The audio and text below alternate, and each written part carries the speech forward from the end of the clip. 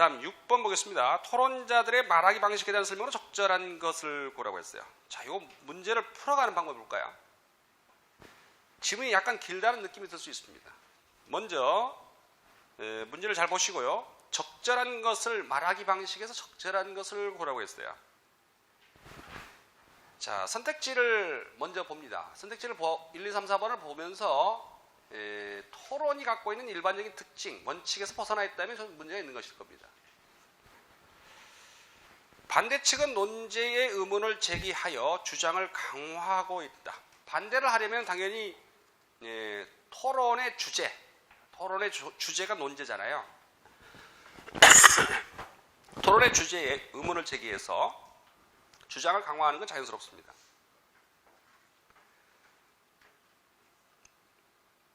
반대측은 윤리적 방법으로 해결책을 제시하고 있다. 찬성측은 자신의 경험을 제시하여 논지를 보충하고 있다. 찬성측은 친숙한 상황을 빗대어 자신의 견해를 펼치고 있다. 이거는 그 토론이 갖고 있는 일반적인 특징에서 바로 답할 수 있는 문제들은 아니에요. 약간 더 어려워진 거야. 그 이전의 수준에 비한다면. 보자마자 탁 드러나는 것들이 많이 있었거든요.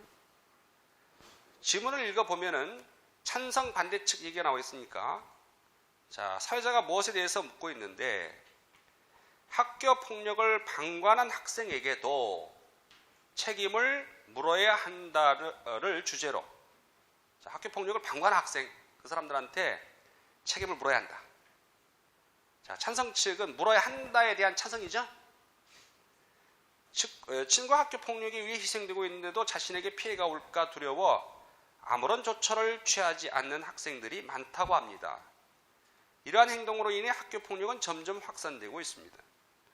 학교 폭력을 행하는 것을 목격했음에도 어떤 조치도 취하지 않은 것은 폭력에 대해 묵시적으로 동의한 것과 같습니다. 폭력을 직접 행사하는 행위뿐 아니라 불의에 정하지 않는 정의롭지 못한 행위에 대해서도 합당한 책임을 물어야 할 것입니다. 다음으로 반대측 의견 말씀해 주십시오 하니까, 특정 학생에게 폭력을 직접 행사해서 피해를 준 사실이 명백한 때에만 책임을 물을 수 있을 것입니다. 또한 사건에 대한 개입과 방관은 개인의 자율적 의지에 달린 문제이므로 외부에서 규제할 성질의 문제가 아닙니다. 그러니까 직접적인 어떤 행사에서, 폭력을 직접 행사해서 피해를 준 사실이 명백한 때에만 책임을 물을 수 있다. 반대측, 특정 학생의 폭력을 직접 행사해서 피해를 준 사실이 명백한 때에만 하니까 사회자가, 그럼 이번에는 반대측부터 찬성 측에 대해 반론해 주시죠 하니까, 과연 누구까지를 학교 폭력의 방관자라고 규정 지을 수 있을까요? 자, 이게 바로 뭐예요? 의문을 제기한 거죠. 자, 어떤 사람 폭력의 방관자라고 규정한다고 했는데, 그게 어느 정도까지가 방관한 사람이냐라고 문제를 제기해서 논제의 의문을 제기한 거죠. 집에 가는 길에 우연히 폭력을 목격했을 경우, 자신의 친구로부터 폭력에 관련된 소문을 접했을 경우 등 방관자라고 규정하기에는 애매한 경우가 많습니다. 어떠한 행위를 처벌하려면 확고한 기준이 필요한데 방관자의 범위부터 규정하기가 불명확하다고 볼 수 있습니다. 그러니까 처벌한다는 건 말이 안 된다. 그걸 불명확하게 정해놓고 어떻게 처벌할 수 있겠냐. 그래서 위에 나와 있는 어떤 주장, 특정 학생에게 폭력을 직접 행사해서 피해를 준 사실이 명백할 때에만 책임을 물을 수 있다. 이 주장을 말하는 근거가 이런 거죠. 말하는 방관자가 어디까지 방관자냐, 애매한 지점이 있다는 거죠. 그래서 반대측은 논지의 의문을 제기하여 주장을 강화하고 있다는 게 눈에 확 보입니다. 거의 1번 답하고 체크해서 끝내버리면 되죠.